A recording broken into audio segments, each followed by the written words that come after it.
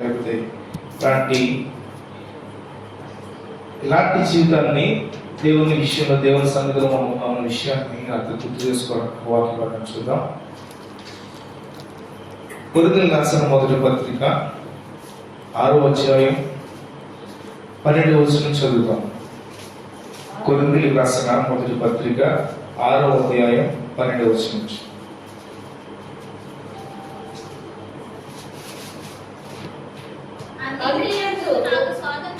అన్నిటి యందు నాకు స్వాతంత్రము కలదు గాని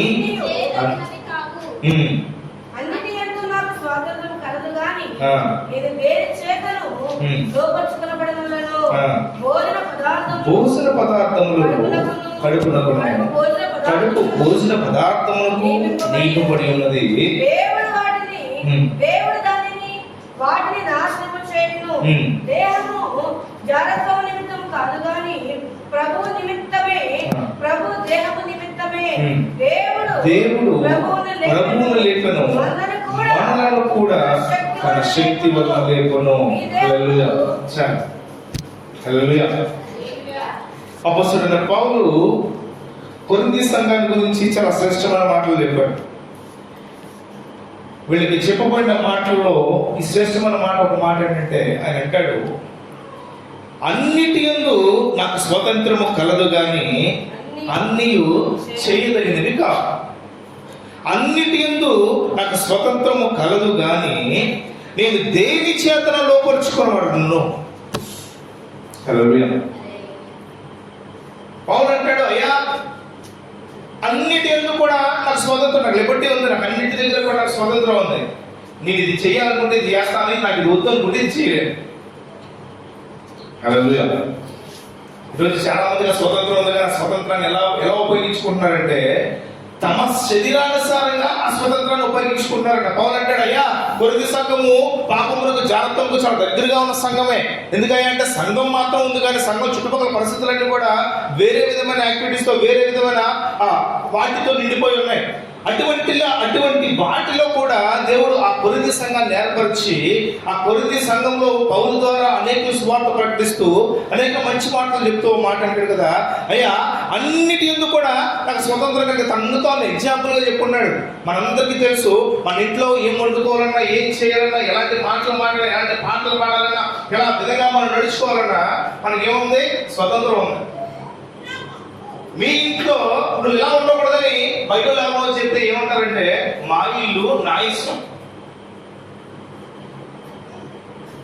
నన్నెవరు నువ్వు అడగడానికి, మీరెవరు అడగడానికి అని ఇతర వ్యక్తులను ప్రశ్నించగలిగిన తత్వం ఎప్పుడు మన దగ్గర వస్తుందంటే ఆ స్వాతంత్రం మనకు ఉంది. మన ఇంట్లో మనం ఎలా ఉండొచ్చు, మనం సంపాదించిన డబ్బుల్ని లేకపోతే మనకు కలిగిన వాటిని మన ఇష్టానుసారంగా మనం ఎలాగైనా చేసుకోవచ్చు. పౌలు అంటాడు, అన్నిటి ఎందుకు నాకు స్వతంత్రం ఉంది, అన్నిటి ఎందుకు కూడా నేను చేయగలను, లేకపోతే నేను చేయాలనుకోవడానికి, నేను చేయడానికి నాకు స్వతంత్రం ఉంది కానీ అన్ని చేయదగినవి కాదు. హల్లెలూయా. ఈరోజు మందిరానికి రావాలన్నా రాకపోవాలన్నా ఏంటా అది మన స్వతంత్రం, మన ఇష్టం మీద ఆధారపడి ఉంది. వాళ్ళు రాలేదు కదా అంటే వాళ్ళ స్వాతంత్రం, అది వాళ్ళకి రావడానికి ఇష్టం లేదు. ఈరోజు మనం రాగలిగామంటే అది మన స్వాతంత్రం. మనం దేవుని యొక్క భయభక్తులు కలిగి, దేవుని యొక్క ఉద్దేశాలు కలిగి మనం వచ్చాం.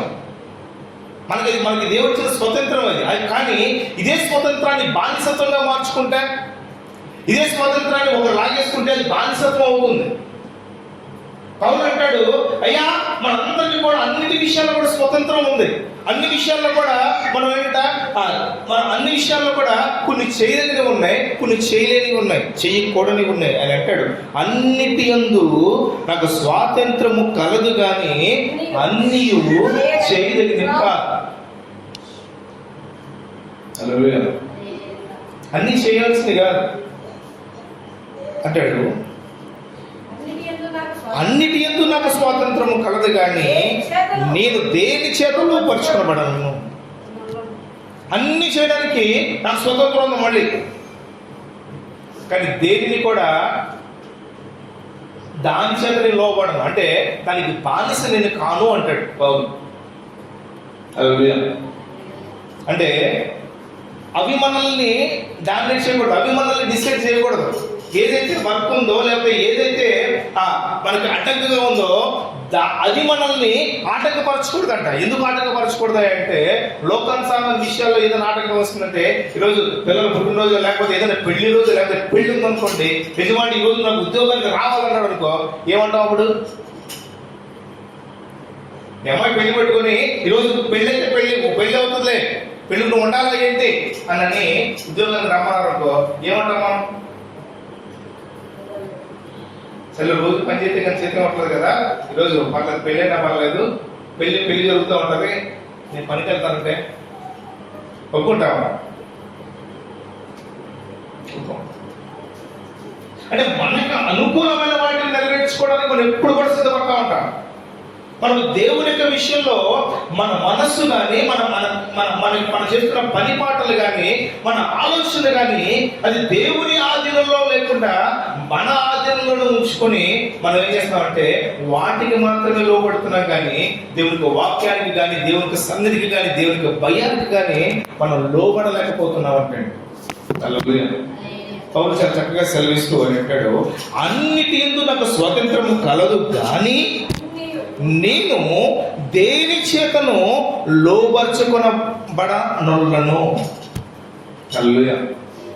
అదేది కూడా నన్ను లోపరుచుకోవడానికి, అదేది కూడా నన్ను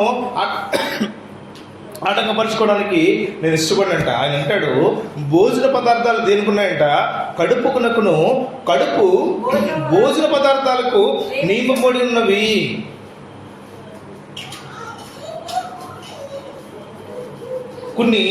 కొన్ని విషయాలు మాత్రమే నియమపడి ఉన్నాయి. చాలా మంది కోడి పిల్లలు చూసినప్పుడు అనుకుంటారు, అయ్యో కోళ్ళు చంపేస్తున్నారు. కోళ్ళు దేనికి నియమపడి ఉన్నాయి? కోళ్ళు ఎందుకు పెంచుకుంటారు? కోళ్ళని అందంగా పుస్తకం వచ్చి పెంచుకుంటున్నారు కోళ్ళని. అది చనిపోకముందు దానికి ఒకటే పేరు, చచ్చిపోయిన తర్వాత దానికి 100 పేరు. మనం ఒకటికంటే అది గోల్డెన్ ఫ్రై ఏది చెప్పాడు, భలే ఉంటాడు సార్, బంగారు పొడి వేసి చేసాడు. మామూలు చికెన్ తినేకంటే దేని విషయమై దేనికి నియమింపబడిందో వాటి నింట మనము లోపడడానికి ఇష్టపడాలి. మనము దేని స్వతంత్రాన్ని లేకపోతే దేని యొక్క స్వతంత్రాన్ని మన చేతిలోకి తీసుకుంటున్నామో అది దేవుని నిమిత్తం అయితే అది చాలా శ్రేష్టం. హల్లెలూయా. అవును, అందుకని ఆయన చెప్తూ అని అంటాడు, అయ్యి అన్నిటి ఎందుకు కూడా నాకు చాలా స్వేచ్ఛ ఉంది. ఎందుకు అలాంటి స్వేచ్ఛ కలిగిందంటే ఆయన ఏం చదువులేడు కాదు, ఆయన చాలా చక్కగా చదువుకొని అవన్నీ కూడా గమలియేలు యూనివర్సిటీలో ఒక ప్రొఫెసర్గా ఉండి రాజుల దగ్గర అధికారుల దగ్గర పత్రికలు తీసుకొని ఒక క్రైస్తవుల్ని నాశనం చేయడానికి, క్రైస్తవుల్ని ఇబ్బందులు గురి చేయడానికి ఆయన పత్రికలు తీసుకొని స్వతంత్రం పొందిన వాడిగా ఉన్నాడు. కానీ అటువంటి వాడు కూడా దేవుడి మాట ఎప్పుడైతే ఉన్నాడో, దేవుని స్వభావాన్ని ఎప్పుడైతే తెలుసుకున్నాడో, దేవునికి వాక్యాన్ని ఎప్పుడైతే తన ఆత్మీయ జీవితంలో వాక్యానుసారంగా అంగీకరించాడో, తనకున్న స్వేచ్ఛను వదిలేసి దేవుని ఆధీనంలోకి పౌలు మార్చబడ్డాడు. హల్లెలూయా. హల్లెలూయా. ఈరోజు పౌలు కూడా అదే మన జీవితంలో మనం కోరుకుంటున్నాడు, అయ్యా మనం ఎవరి ఆధీనంలో ఉన్నాం? అసలు ఈరోజు ఎవరు మనల్ని కంట్రోల్ చేస్తూ ఉన్నారు? మన కుటుంబం మనల్ని చాలాసార్లు కంట్రోల్ చేస్తూ ఉంటుంది. పిల్లల విషయంలో, ఆర్థికపరమైన విషయాల్లో, చుట్టాల విషయాల్లో, బయట వ్యక్తులతో మాట్లాడే విషయాల్లో, మన ప్రవర్తన విషయంలో మన కుటుంబం మన కంట్రోల్లో ఉంటుంది. మన బాధ్యతలు మనకు కలిగిన వాటిని అవి స్వతంత్రం లేకుండా చేస్తూ ఉంటాయి. కానీ అలాగని మనకు కలిగిన స్వతంత్రం ఉంది కదా అని ఇష్టానుసారంగా మాట్లాడడానికి ఒప్పుకోకూడదు. మనకు స్వతంత్రం ఉంది కదా, ఇదిగో అన్లిమిటెడ్ గా ఫోన్లు ఉన్నాయి కదా అని గంటల తరబడి ఫోన్లో మాట్లాడడానికి మనం ఉపయోగించుకోకూడదు. కొన్ని వ్యర్థమైన వాటిని మన ఆత్మీయ జీవితంలోంచి తొలగించుకోవాలని దేవుడు సెలవిస్తున్నాడు. హల్లెలూయా. హల్లెలూయా. ఎందుకంటే ఈ వ్యర్థమైన వాటిని బట్టి అర్థమైన వాటిని వదిలేస్తామంట. ఏది అర్థం చేసుకోవడం తెలియట్లా. కుటుంబ పరిస్థితులు బాధ్యతల్ని నిర్వర్తించలేక చల్లారిపోయి దేవుని యొక్క విలువని, దేవుని యొక్క ప్రాణం తగ్గించేస్తున్నాడు. హల్లెలూయా. మీరు వింటున్నారు లేదు, కొన్ని పరిస్థితులు గుండెలు కలిగి చేస్తున్నాయి. మన ఒక పాప గురించి ప్రభా చెప్పింది. 3 నెలల వ్యవధిలోనే ఒక కొడుకు ఒక తల్లి చేసిపోయారు. కూతురు తండ్రి మిగిలిన్నారు. తండ్రి పక్షవాతం. తండ్రికి సేవ చేయలేక నేను ఇప్పుడు చేయలేకపోతున్నాను తండ్రి ఎదుర్కొన్నాక దాన్ని ఉద్దేశం కూతురు తెచ్చిపోయింది. తండ్రి పక్షవాతం ఏం చేయలేదు. పైకి లేవలేదు. ఎలా ఉంటారు? స్వతంత్రం ఉంది కదా పారిపోవడానికి. నాకు వద్దు అనుకుంటే ఏమీ చేయట్లా. ఇది నాది కాదు, నాకు సంబంధించింది కాదు అనుకుంటే ఏమి పట్టించుకోవాల్సిన అవసరం లేదు. ఈరోజు పౌరులు అంటాడు, నాకు అన్నిటి యొక్క స్వతంత్రం ఉంది, నేను చేయాలనుకుంటే చేస్తా, చేయాలనుకుంటే చేయను, నేను అంతే. కానీ దేని చేతను నేను లోపరచుకోవడంలోనూ అయ్యా అది దేని నిమిత్తం నియమించబడింది అంటే భోజనమును చేయడానికి కడుపు నియమించబడి ఉంది, కానీ కడుపు భోజనానికి నియమించబడలేదు. అది ఉపవాసాలు కూడా నియమించబడింది. అది మందు వేసుకోవడం కూడా నియమించబడింది. అది ఇగో ఏదైనా సరే రోగం వస్తే కడుపులోనికి మందు ద్వారా మాత్రమే నియమించబడింది. మనం అనుకుంటున్నాం కదా అన్ని మన చేతనే అవును, అన్ని మన వల్లనే అవుతాయి. పౌలు చక్కగా వాళ్ళతో వివరిస్తూ అంటాడు, అయ్యా మనకు కలిగిన విషయాల్లో లేకపోతే మనకు కలిగిన స్వతంత్రం, మనకు కలిగిన సెక్యులర్, మనకు కలిగిన స్వేచ్ఛ విషయంలో మనము దేనికి లోబడుతున్నాం?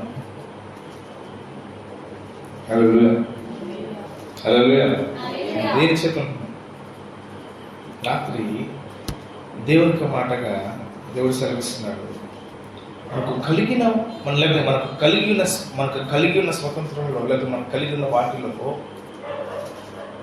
దేనిని ప్రాముఖ్యంగా లేకపోతే దేనిని ప్రాముఖ్యంగా మన కుటుంబ వ్యవస్థలో కానీ లేకపోతే మనం చేసే పనిలో కానీ మనం చదివే చదువులో కానీ అది ఉద్యోగంలో కానీ దేనిని ప్రాముఖ్యంగా మనం ఎంచుతున్నామో వాటికంటే ఎక్కువగా దేవుని యొక్క నియమాన్ని, దేవుని యొక్క శాస్త్రాన్ని, దేవుని యొక్క విషయాల్ని మనం ప్రాముఖ్యంగా ఎంచగలగాలండి. హల్లెలూయా, హల్లెలూయా. ఎందుకంటే మనకు లోకంలో అన్ని ప్రాముఖ్యమే. పొద్దున్న లేచి వంటలు కానించి పొద్దున్న లేచి కానించి అన్ని ప్రాముఖ్యమే. కానీ దేవుడు ఒక్కసారి ప్రాణాన్ని తీసేస్తే పొద్దున్న లేచి ఏ పని చేస్తాం? దేవుడు ఒక్కసారి నీరసంగా ఇస్తే, దేవుడు ఒక్కసారి తన బలాన్ని కూడా మానేస్తే, దేవుడు ఒక్కసారి అయ్యా వీళ్ళు అవసరం లేదు, వీళ్ళు దేవుని ప్రాముఖ్యతను కన్నా లోక ప్రాముఖ్యతను ఎక్కువగా ఎంచుతున్నారని దేవుడు శరీరంలో శక్తిని ఆపేస్తే అది ఆలోచించగలను. రాత్రి దేవుని యొక్క సన్నిధిలో సమయం కొన్ని నిమిషాలు సామెతల గ్రంథం నుంచి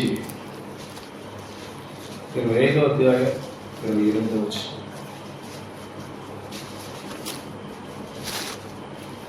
ప్రకారం లేక పాడైన పురుగు ఎంతో మనస్సును అణుచుకునేవాడును అంటే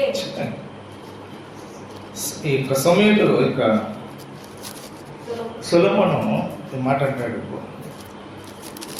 ప్రాకారము లేకుండా పాడైపోయిన గొప్ప పట్టణాలు అవి ఎలాంటియో మనస్సును స్వాధీనపరచుకోకపోతే అది ఎత్తారంట. హల్లెలూయా, హల్లెలూయా. అందుకే మన మనస్సుని ఎవరు స్వాధీనం చేసుకుంటున్నారంటే అంటాడు అది మన స్వాధీనమే, అది మనకు తెలుసు.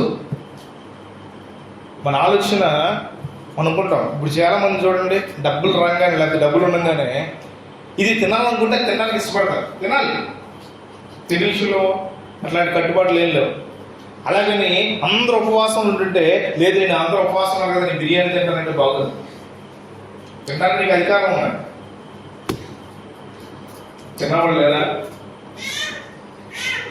రైట్. పౌలు ఇక్కడ సెలవిస్తూ పౌలు తన మాటల ద్వారా వారిని హెచ్చరించడమే ఈ రాత్రి మన ఆత్మీయ జీవితానికి ఆశీర్వాదం. హల్లెలూయా, హల్లెలూయా. ఇక్కడ ఈ సొలొమోను ఈ మాట చాలా చక్కగా వాడితో మాట్లాడుతూ ఆయన సెలవిస్తున్న మాట అంటే 8వ వచనంలో, ప్రాకారము లేక పాడైపోయిన పురము ఎంతో, మనస్సును అణుచుకుని ప్రాకారం లేక పాడైపోయిందట. ఇప్పుడు చెప్పుకుంటాం చల్లపల్లి రాజయ్య గారి కోట అండి, పిఠాపురం రాజయ్య గారి కోట, లేకపోతే మొగటూరు కోట, ఈ కోట ఆ కోట. ఎంత గొప్ప ఇల్లు అయినా సరే, ఎంత గొప్ప కోట అయినా సరే దానికి ఏముండాలంట? చుట్టూ గోడ ఉండాలి. ఇప్పుడు ఎంత ఎంత ఎంత ఎలాంటి ఇంట్లో ఉన్నా సరే దానికి సరైన తలుపులు, సరైన గోడ లేకపోతే ఐదు పరిస్థితి ఏంటి? అలాగే అంటాడు, మనము ఎంతటి వారమైనా సరే, మనం ఎంత గొప్పతనం లేకపోతే ఎలాంటి యోగ్యత కలిగిన వారమైనా సరే, దేవుని విషయంలో మనం మనసు ఉంచుకోకపోతే, దేవుని యొక్క స్వాధీనంలోకి, దేవుని యొక్క భక్తులకి మన మనసు ఉంచుకోకపోతే అలాంటిదేనంట. ఈరోజు మన ఆత్మీయ జీవితాన్ని దేవుడు ఎప్పుడు ప్రశ్నిస్తూ ఉంటాడు. శారీరక జీవితాన్ని లోకం ప్రశ్నిస్తుంది. నువ్వు ఇలాంటి పనులు చేస్తా ఉన్నావు, నువ్వు ఇలాంటి వాడిగా ఉన్నావు అని శారీరక జీవితాన్ని లోకం ప్రశ్నిస్తుంది. తన ఆత్మీయ జీవితాన్ని దేవుడు ఒక్కడే ప్రశ్నించగలడు. ఎందుకంటే అంతరంగ పురుషుడు ఆయనకు మాత్రమే తెలుసు. ఆయనకి మన హృదయంలో ఏ ఆలోచన ఉందో, మనం ఎలాంటి ప్రవర్తన కలిగి ఉన్నామో, స్వతంత్రం కలిగి ఉంది కదా అని చూడలేదు కదా అని, లేకపోతే ఏం చేయలేదు కదా అని, మనం ఎలాంటి పరిస్థితి మనం కలిగి ఉన్నామో వాటన్నిటిని కూడా దేవుడే నిర్ణయించగలుగుతాడు. అందుకని అనంట మన మనస్సు విషయంలో దేవుని ఆధీనంలో, దేవుని మాటలో మనం నడడానికి ఎప్పుడు కూడా ఇష్టపడాలంటాడు. ఇదే మాట మాట చూడండి, ఇదే సామెతలు 16:32 ఉంటుందన్నమాట. 32. పరాక్రమశాలి కంటే దీర్ఘశాంతము గలవాడు శ్రేష్ఠుడు. పట్టణము పట్టుకుని వాని కంటే తన మనస్సును స్వాధీనపరుచుకునేవాడు శ్రేష్ఠుడు. నాకు పట్టణాన్ని జయించాను, లేకపోతే ఉద్యోగం సంపాదించాను, లేకపోతే ఇదైనా చేశాను, వచ్చేసానని నేను ఇది సంపాదించానని చెప్పుకోవడం కంటే అంటాడు కదా, నీ మనస్సును నువ్వు కంట్రోల్ చేసుకుంటే, నువ్వు మనస్సును నువ్వు స్వాధీనపరుచుకుంటే అది శ్రేష్ఠత్వం అంటాడు. కఠినపరుచుకోవడం వేరు. ఫరో హృదయము కఠినపరచబడింది. ఫరో చాలా మంచోడే, కానీ దేవుడు అంటాడు, నేను ఫరో హృదయాన్ని కఠినపరచుకోవకపోతే మిగతా వాళ్ళు పనిచేయరు. కొన్నిసార్లు కఠినమైన మాటలు మాట్లాడతాం, కొన్నిసార్లు కృపా పిల్లల్ని ఇష్టానుసారంగా నువ్వు ఇది చెయ్యి అంటారు. ఎందుకు చేయాలి? అబ్బను రాకపోతే నీ తల్లైపోతే రేపు మళ్ళీ జడ్డు మనలో కొనేవారు. అది తెలియదు బాబా. అబ్బను రాకపోతే జుట్టు ఎగురుతుంది కదా అనుకుంటారు. 3వ రోజు జుట్టు ఎక్కడం కాదు, తల ఎగిరిపోదు. కొన్నిసార్లు కఠినపరుస్తాం, కఠినమైన మాటలు మాట్లాడతాం, ఎందుకంటే నేర్చుకోవాలి. అలాగే నేను కోపడడం కాదు. ఫరో హృదయం కఠినపరచబడింది. ఫరో హృదయం కఠినపరచబడకపోతే ఇశ్రాయేలు ప్రజలందరూ ఏం చేస్తా ఉన్నారు? 430 సంవత్సరాలు చక్కగా రైతు బజార్లో కూరగాయలు ఫ్రీగా వచ్చేస్తున్నాయి.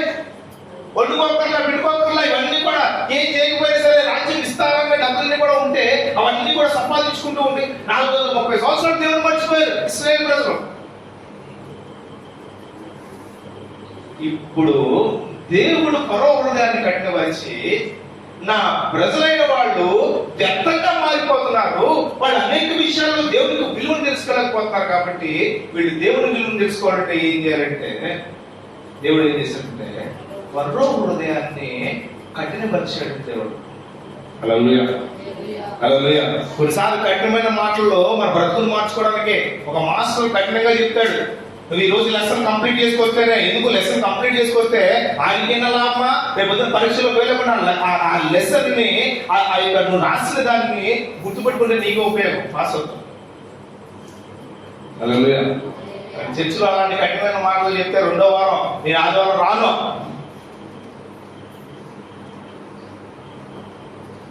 చర్చిలో కఠినమైన మాటలు ఎవరికి కూడా వెనకడు వేయాలి. ఇదిగో ఈ పని చేస్తే నీకు ఆశీర్వాదం అంటే ఏ ఆశీర్వాదం అంతా మాకేనా, మిగతా వాళ్ళు వద్దా, మేమే పనులు చేయాలా అనుకున్న వాళ్ళు చాలా మంది ఉన్నారు. కాబట్టి విషయాన్ని ఎప్పుడు అనుకుంటాను, నీకు ఆశీర్వాదం వస్తే సగం ఆశీర్వాదం పక్కలకి ఇచ్చేతో ఎప్పుడన్నా నీకు పని చేయాల్సి వస్తే ఈ పని నేనే చేయాలని అనుకున్నావు అనుకుంటా కదా చాలాసార్లు. ఈ పని నాకే అప్పచెప్తున్నారు అన్నీ చేయమన్నారు అనుకుంటున్నావు కదా. ఒకవేళ దేవుడు నువ్వు చేసిన పనికి ప్రతిఫలం ఇస్తే నువ్వు సగం ఏమైనా పక్కలకి ఇవ్వగలుగుతావా?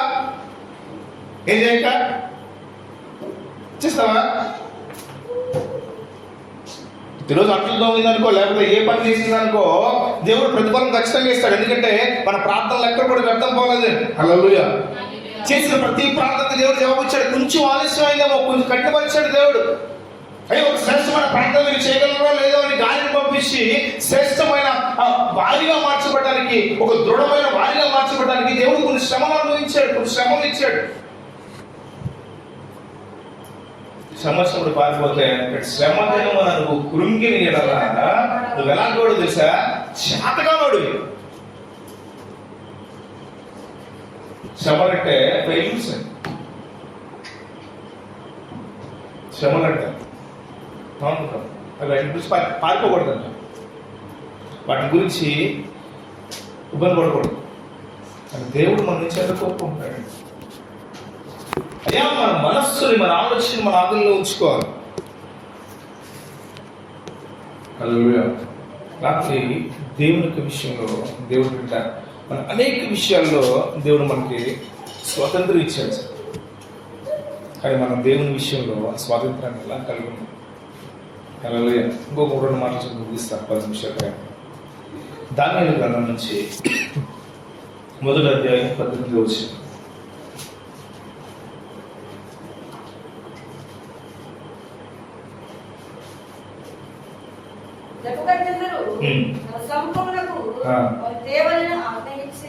నియమించిన దినములు కాగానే నపుంసకుల అధిపతి రాజు సముఖమున వారిని నిలవబెట్టెను. రాజు వారితో మాట్లాడగా ఎవరందరిలో దానియేలు, హనన్య, మిషాయేలు, అజర్యా వంటి వారు ఎవరు కనబడలేదు కనుక వారే రాజు సముఖమున నిలిచిరి. హల్లెలూయా. హల్లెలూయా. నెబుకద్నెజరు టైం అంతా కంప్లీట్ చేసేసాడు. అయ్యా మీకు ఓపెన్ కోర్స్ పూర్తయింది, మీ భోజనాలు, మీకు బ్యూటీ పార్లర్లో ఇవన్నీ కూడా ముగించుకోవాల్సిన సమయం వచ్చేసింది. ఇవన్నీ కూడా సమయం వచ్చింది కాబట్టి వీళ్ళందరినీ తీసుకుని పిలిచాడంట. వీళ్ళందరినీ తీసుకొచ్చేస్తే ఈ నలుగురు వంటి యువకులు వాళ్ళెవ్వరూ గడపలేదంట. హల్లెలూయా. వీళ్ళు ఏం చేశారు? రోజు ఎక్స్ట్రా ఏం చేయలేదు.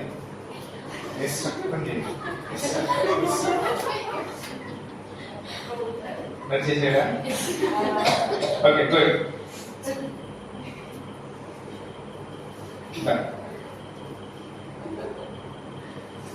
ఈ దానియేలు వీళ్ళ టీం అంతా కూడా ఏమి నిశ్చయించుకున్నారంటే,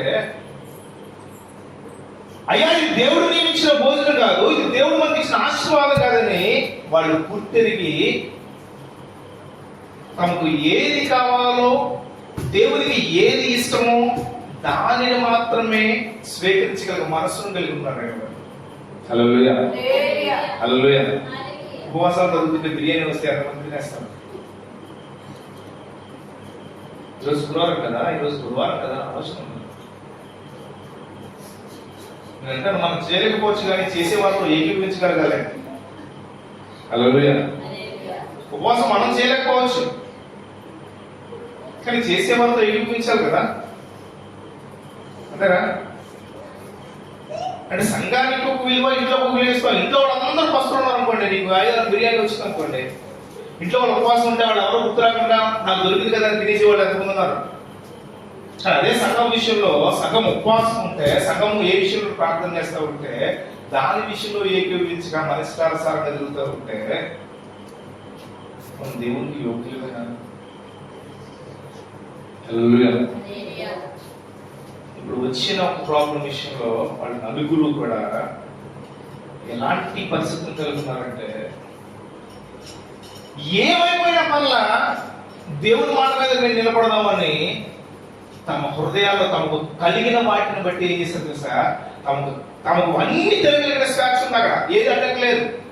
రాజుగారు మిలిటరీ భోజనం తెచ్చారు, ఇష్టం ఏం కావాలి చికెన్ మటన్ దమ్మ ఏం కావాలి అంటే అవేమి వద్దయ్యా, దేవుని యొక్క మాట ప్రకారము దేవుడిచ్చిన శ్రేష్టత న్యాచురల్ సీడ్స్ న్యాచురల్ బీడ్సే మాకు కావాలని వాటిని మాత్రం తిని 10 రోజులు ఆ రాజు ముందు నిలిస్తే రాజు అన్నాడు, అయ్యా ఈ నలుగురు వంటి యువకులు, ఈ నలుగురు వంటి ముఖవర్చస్సు కలిగిన వాడు, ఈ నలుగురు వంటి జ్ఞానము కలిగిన వాళ్ళు వీళ్ళెప్పటిలా కనపడలేదే అని నలుగురికి ఉద్యోగాలు ఇచ్చేసేటండి. హల్లెలూయా హల్లెలూయా.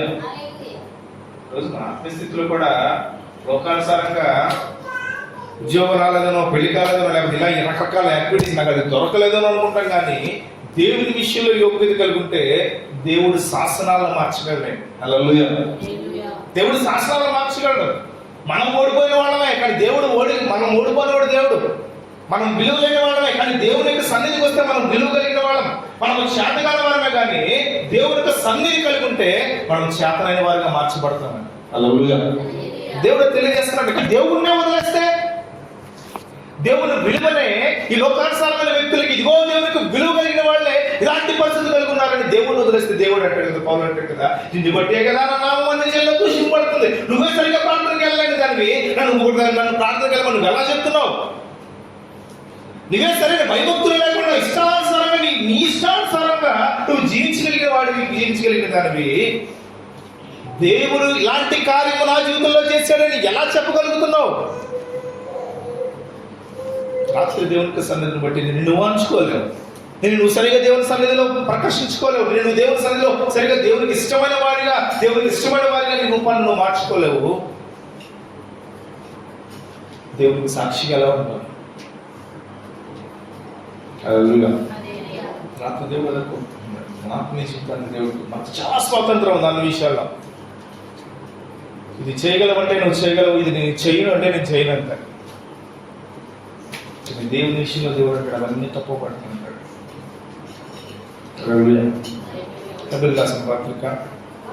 హెబ్రీ రాసిన పత్రిక 11వ అధ్యాయం 24 నుంచి 26 వచనం.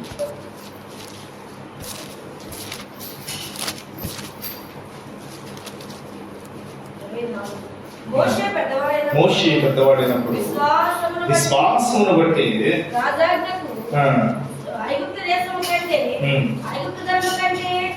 క్రీస్తు విషయమైన నింద గొప్ప భాగ్యం అని ఇచ్చుకుని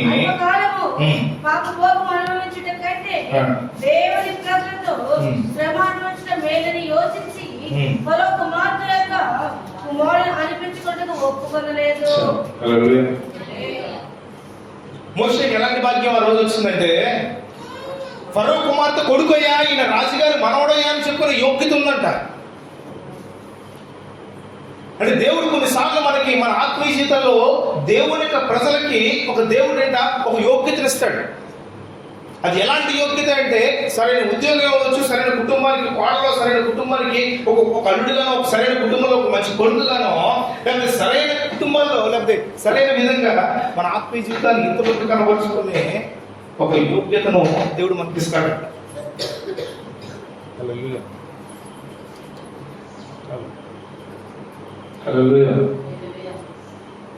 వాటిని బట్టి దేవుడు వదిలేస్తే కొన్నిసార్లు దేవుడు ఇచ్చిన ఆశీర్వాదమే కదా, ఇది ఎందుకు తలకిందలైపోతుందని ఆలోచన చేస్తే దేవుడు ఇచ్చిన ఆశీర్వాదాన్ని ఆశీర్వాదంగా కాకుండా మన ఇష్టానుసారంగా మారుస్తుంటే దేవుని ఆశీర్వాదం పక్కకి వెళ్ళిపోతుంది.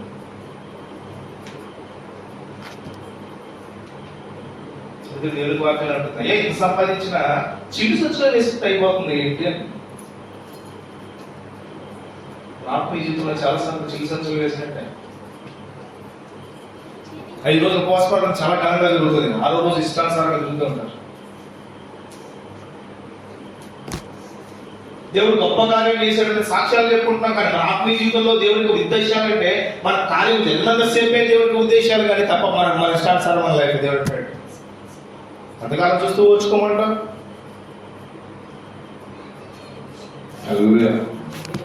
నాకు దేవునికి సంతతి బట్టి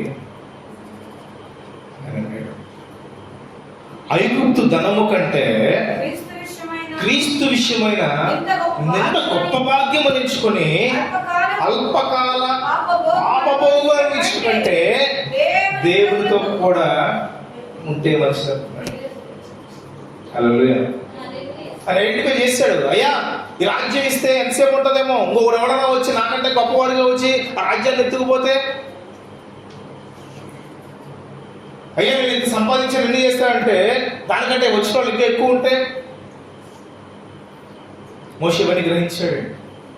అక్కడ స్పెసిఫిక్గా రాయబడిన మాట, మోషే పెద్దవాడైనప్పుడు. హల్లెలూయా. ఈరోజు ఆత్మీయ జీవితంలో ఎదుగుతున్నామా అసలు మనం? ఏమంటే నాకేం తెలియదు, నిన్నే వచ్చాను, కొత్తగా వచ్చాను, 6 నెలలు అయింది బాప్తిసం తీసుకొని, 3 నెలలు అయింది నేను దేవుని సన్నిధికి వచ్చి. చిన్నపిల్లల సార్లు లేకపోతే మాత్రం ఇస్తారు. ఏదైనా పని చెప్తే నడువు లెక్క, కాళ్ళు లెక్క, ఒళ్ళు లెక్కలు దిగి కదా. నా దగ్గర చాలా మంది ఉన్నారు, ఏదైనా మంచి పని చెప్తే ఆ రోజు ఏదో కారణం చెప్తే పిచ్చేసుకుంటారు. ఈ రోజు నేను దాని సెలవని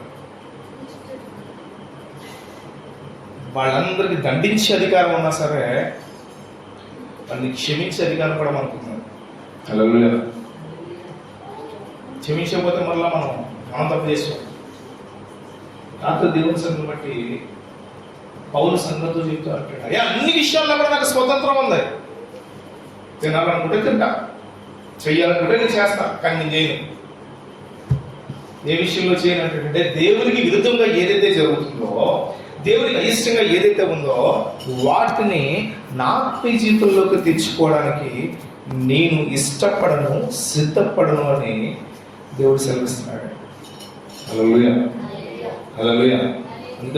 అందుకనే సొలొమోను అంటాడు కదా, అయ్యా ప్రాకారం లేకుండా ఎలా అయితే పట్టణాలు ఉన్నాయో మన మనసును స్వాధీనపరచుకోలేని వాడు అంతే. పట్టణాలు పట్టుకునేవాడి కంటే, పట్టణాలను స్వాధీనపరుచుకునేవాడి కంటే మనసును స్వాధీనపరుచుకునేవాడు చాలా ధన్యుడు, చాలా గొప్పవాడు, శ్రేష్ఠుడు. కానీ రాత్రి విషయంలో అంటే దేవుడు చాలా విషయాలు చెప్పడానికి ఇష్టపడుతున్నా, కానీ ఒక మాట చెప్పిన ముగిస్తాను. యోగు గ్రంథం నుంచి 31వ అధ్యాయం 1వ మాట ముగిస్తాను. 3 మాట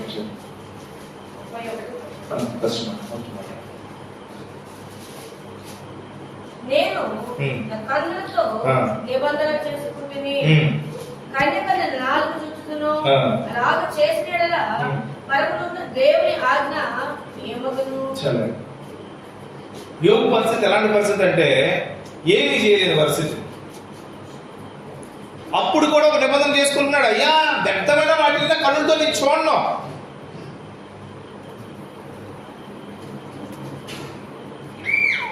రోజు ఎవరైనా ఫోన్ ఓపెన్ చేస్తే నువ్వు ఎన్ని గంటలు బయట పనిచేసేదానికంటే ఎన్ని గంటలు ఫోన్ చేసేవే ఎక్కువగా ఉంటుంది. గవర్నమెంట్ నిర్ణయించింది ఒక మనిషి 8 గంటలు పని చేయాలి శ్రేష్టంగా. ఈరోజు ఫోన్ పని చేస్తుంది 16 గంటలు.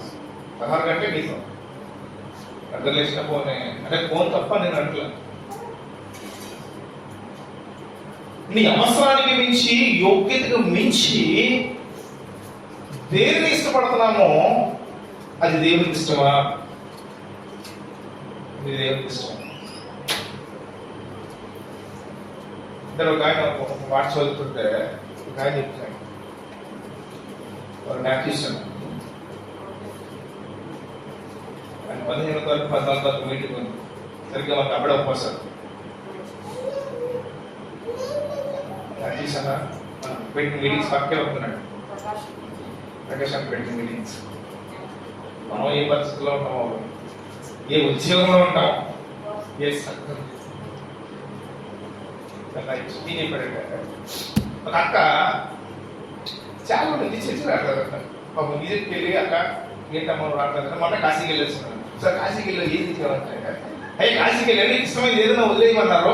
నాకు యేసు ప్రభు ఎంత ఇష్టమో మీకు తెలుసు కదా, అందుకే యేసు ప్రభు అక్కడ వదిలేసారు.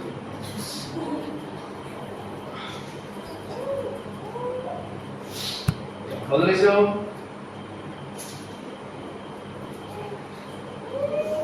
ఈరోజు దేవుణ్ణి వదిలేశారు. కూడా మన ఆత్మ విషయంలో లోకాన్ని ప్రేమించినట్టుగా, లోకాన్ని గౌరవించినట్టుగా దేవునికి వాక్యాన్ని ప్రేమించడం, దేవునికి సన్నిధిని ప్రేమించడం. అందుకని పౌలు సెలవిస్తూ కొరింథీయులకు, అయ్యా కొరింథీ సంఘమా, నువ్వు చాలా బెస్ట్ సంఘాలు నువ్వు అంటాడు. అన్నింటిలో నాకు స్వతంత్రం ఉంది, కానీ నేను అన్ని స్వీకరించే కాదు, నాకు అన్నిటి ఎందుకు సాక్షి ఉంది, కానీ అవన్నీ కూడా స్వీకరించదగినవి కాదు. అన్నిటిలో మాట్లాడే స్వతంత్రం ఉంది, తిట్టే స్వతంత్రం ఉంది, కఠినపరుచుకునే స్వతంత్రం ఉంది. అది దేవునికి ఇష్టమా కాదా? యోసేపు కూడా స్వతంత్రం ఉంది. ఎలాంటి స్వతంత్రం అంటే, తన యజమాని అంటాడు, నా ఇంటిలో నీకు ఏం కావాలంటే తీసేసుకో, అన్ని నీకు ఇచ్చేసా, రైట్స్ ఫుల్ రైట్స్ అని నీకు ఇచ్చేసా అంటే, ఆ యజమాని అన్ని నాకు ఇచ్చాడు, కానీ నిన్ను నాకు ఇవ్వలేదమ్మా. పరలోకమందున నా తండ్రికి విరోధంగా నేను ఎలా పాపం చేస్తాను అని తనకు కలిగిన దైవభక్తిని కాపాడుకున్న వాడిగా ఉన్నాడు. కాబట్టి కొంచెంలో నమ్మకం ఉన్నాడు, కాబట్టి ఉన్నత స్థలం అనేది దేవుడు ఇచ్చాడు. హల్లెలూయా, హల్లెలూయా. ఈరోజు ఆ కొంచెంలో నమ్మకం ఉంటే దేవుడు అన్యాయస్తుడు కాడండి. ఎవరైతే దేవుని యొక్క మాటలను బట్టి కొంచెం నమ్మకంగా ఉంటారో, దేవునికి వాక్యం బట్టి శ్రమలైనా కఠినపరుచుకోవాలైనా సరే, ఎవరైతే దేవునికి వాక్యాన్ని బట్టి లోపడగలుగుతారో వారిని దేవుడు ఉన్నత స్థలంలో ఉంచుతాడండి. హల్లెలూయా, హల్లెలూయా. అంతే తప్ప మన ఇష్టానుసారం పడుతూ అయ్యా నా మాటే చెల్లాలి, నా పాటే పాడాలి, లేకపోతే నేనేలా ఉండాలనుకుంటే దేవుడు అంటాడు, నీ ఇష్టానుసారంగా నువ్వు రాసేసుకున్నావు కదా. మన పుస్తకంలో ఎవరన్నా వేరే వాళ్ళు రాసేసుకుంటే మనం ఏమంటాం, నా పుస్తకంలో నువ్వు కూడా రన్నా నడకుండా రాయడానికి అంటాం. అంతేనా? ఈ పుస్తకాల్లో ఎవరైనా లెసన్స్ వేరే లెసన్ రాస్తే ఊరుకుంటారా? ఈరోజు బ్రతుకనే పుస్తకం మన, బ్రతుకనే పేజీలు మన, ఏ రోజు పేజీ ఆ రోజే. కానీ దేవునికి వాక్యమును బట్టి మన ఆత్మానుసారమైన పరిస్థితులు మార్చుకోకపోతే రాబోయే కాలంలో దేవుడట చెవులు మూసుకుంటాడు.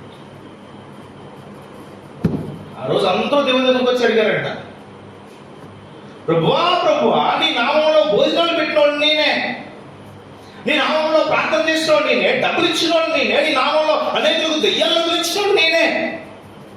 యేసు ప్రభు ఉన్నాడట,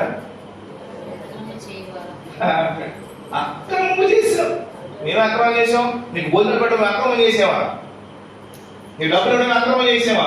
నీ నామంలో దెయ్యాలు వదలగొట్టడం అక్రమం చేసావా అంటే దేవుడు, దేవుని నీతిని, రాజ్యాన్ని నువ్వు పాటించకుండా, దేవుని యొక్క వాక్యాన్ని పాటించకుండా, దేవుని యొక్క సన్నిధి తెలవకుండా దేవుని రాజ్యాన్ని చేద్దామా?